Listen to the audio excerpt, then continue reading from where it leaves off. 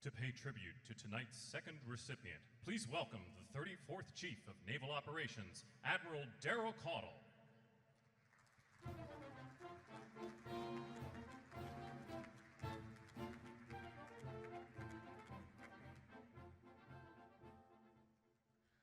right. Well, good evening, everyone. You know, I was back there before I get started my remarks. I was trying to handle those awards, those Lone Sailor trophies. Oh my gosh, whoever makes those, I need them to help me build submarines and ships. Admiral Stavridis, the thing weighs about what you weigh, sir. So you're going to have to manhandle that thing. So good evening, everyone. It's great to see a few former secretaries of the Navy in the audience this evening. The Honorable Donald Winter, the Honorable John Dalton, the Honorable Sean O'Keefe, and gentlemen, thank you for being here tonight, for continuing your support of our great Navy. Wow, what a pleasure it is to witness that moving tribute to Chuck Sams and to hear your remarks, sir. Thank you. Thank you so much for your service and congratulations on your well-deserved award. Now, if you'd allow me to shift the spotlight a bit, let's focus on someone who has spent a lifetime at the helm of some of the Navy's most consequential missions, and who continues to lead, teach, and serve long after hanging up the uniform. It's a privilege to be here with all of you tonight as we honor retired Admiral Jim Stavridis, a sailor who embodies leadership, intellect, and character in every sense.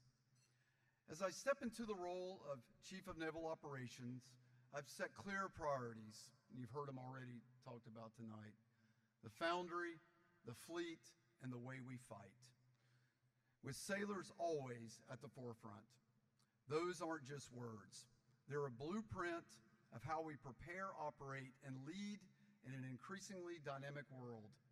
And when I think about those priorities in action, I think of leaders like Jim Stavridis, because that's exactly how Jim operated his entire career.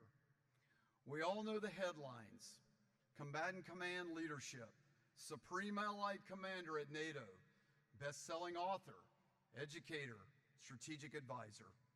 However, when I think of Jim, I don't think of his medals or titles first.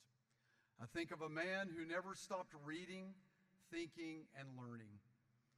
But if you step back, what becomes clear is this: Jim Stavridis has spent his life connecting the dots that many people don't ever see, seeing the subtle connections that create the important interaction space within organizations as well as personal relationships. Whether it's between hard power and diplomacy, military service and lifelong learning, or strategy and storytelling, he's bridged those worlds with clarity and purpose. He's always understood that the way we fight isn't about just force protection. It's about decision advantage, global awareness, and staying strategically agile in an unpredictable world. He's the kind of leader who believes that curiosity is a strategic asset and that reflection is as important as action.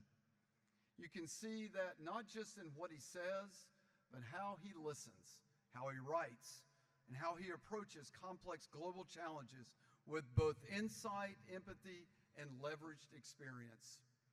Jim has always understood that leadership doesn't end when you leave the watch floor or the bridge. It evolves.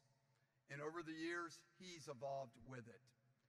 From the Navy to NATO, from the classroom to the boardroom, he's brought with him the values that define a sailor: humility, accountability, and service above self.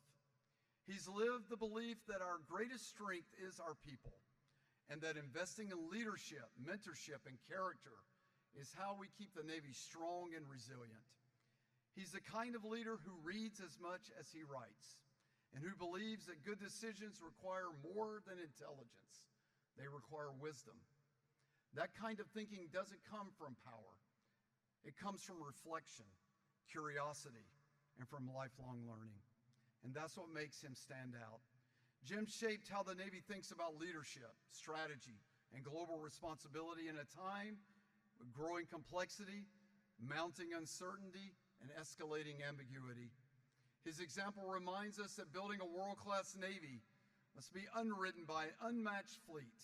And it's not just about platforms, it's about people with vision, credibility, and a foundry designed to deliver an adaptive, agile, and innovative force. Even after his time in uniform, he hasn't stepped away from service. He just changed his attire. Whether he's mentoring future leaders, advising global institutions, or sharing insight with millions of Americans trying to make sense of the world, he's never stopped showing up. He's proof that a career of service doesn't end when the orders stop coming. It continues with the purpose and drive are still burning. So Jim, on behalf of the United States Navy, myself and my wife Donna, thank you, sir, and congratulations.